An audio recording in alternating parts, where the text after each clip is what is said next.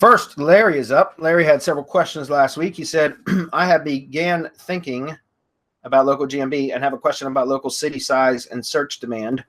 Is there a bottom threshold for GMB regarding city size and demand?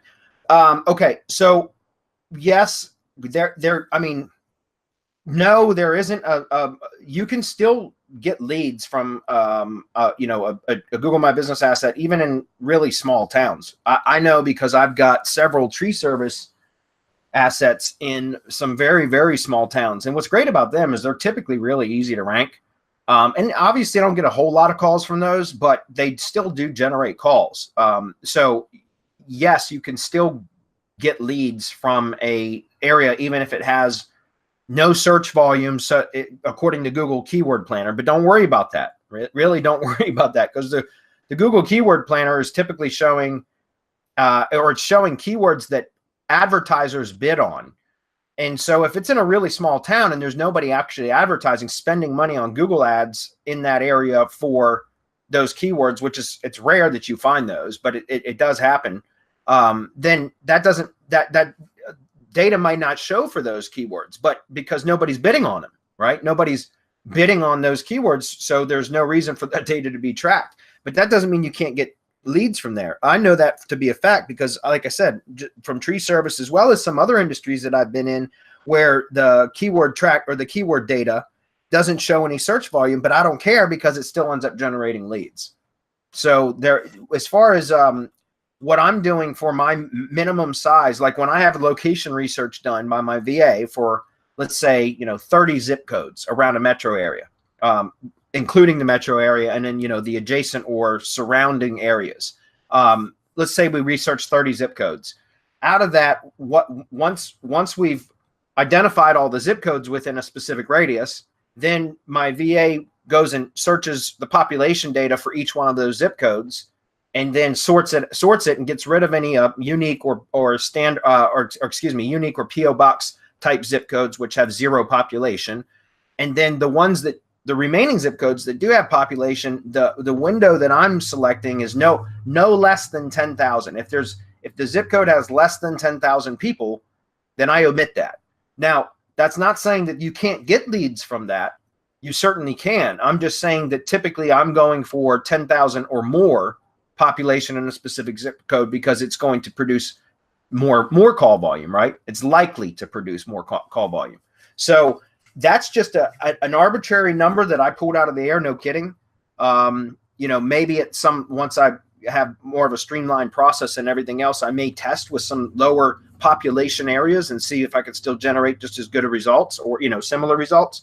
But that's currently my threshold. And there's really no rhyme or reason to that. I just selected that.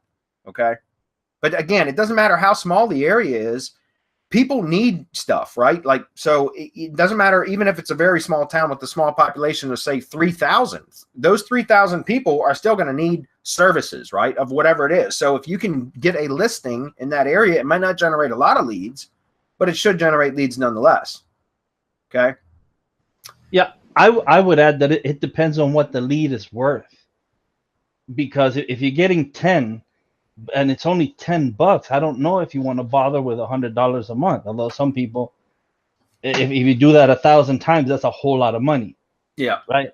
But if you're dealing with something that's high demand in the area and high ticket, so that maybe 2 or 3 calls a month is all you need to make this successful for whoever it is, then I mean totally, because 15,000 people, you're gonna get some kind of call volume. Yeah. What kind of call volume? I don't know. You're going to have to research the competition, research what's going on. 15,000, I would say definitely. I mean, absolutely. That's not a small size town. Yeah. I mean that it's small in comparison to others, but you're still gonna get decent call volume, maybe in the 30 to 40 calls a month range. Maybe, I don't know. But, if you get a call a day, you're good to go. Yeah. Right? Calls that turn into leads. Let's say if you get one a day, 20 a month, you're good to go. The dermatologist is happy because he wasn't getting those before.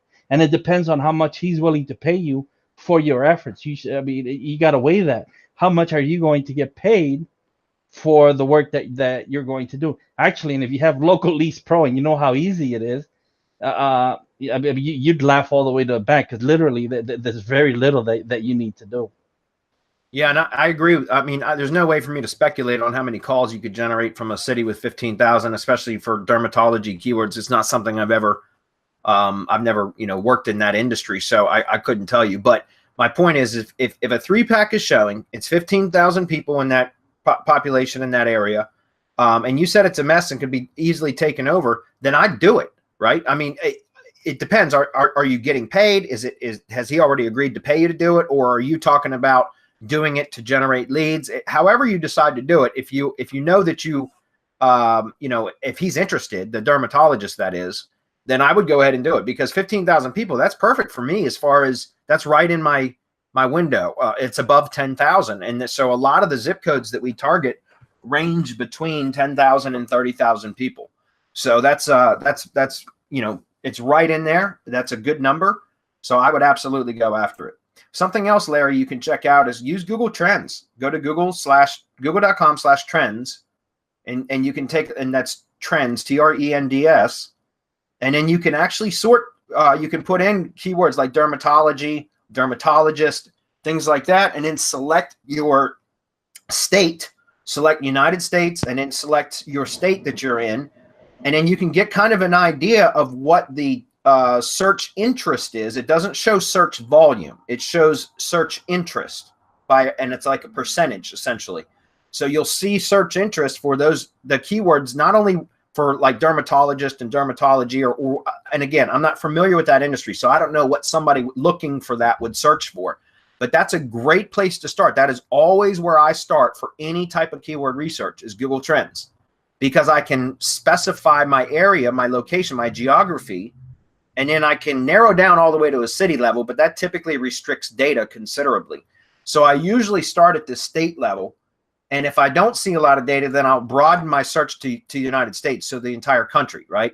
But usually I'll start at just the state level, and then also you can adjust the time. So how much data are you looking at as far as historical data? So you can, I think by default now it's at 12 months of the previous 12 months of data, but you can select from that drop down also like 5 years, the last 5 years, or since they started Google Trends, since Google Trends started tracking this data, which I think was in 2004.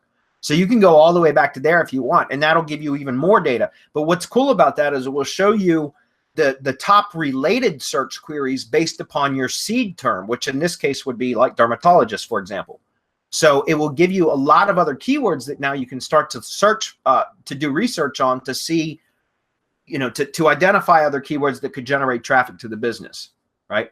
And that'll also, like I said, it doesn't show you search volume, but guys, remember the AdWords keyword planner or the Google Ads keyword planner now, it's an AdWords tool. So when you're talking about doing stuff for SEO, it's, I do still reference it occasionally because it gives me some idea of what type of interest there is for specific keywords, but that doesn't, it's not an SEO tool. So it's different in that the data that it's showing is for AdWords data, for people that are bidding on keywords and for people that are interacting or clicking on Google Ads. So that's what it's showing, not necessarily organic stuff, right?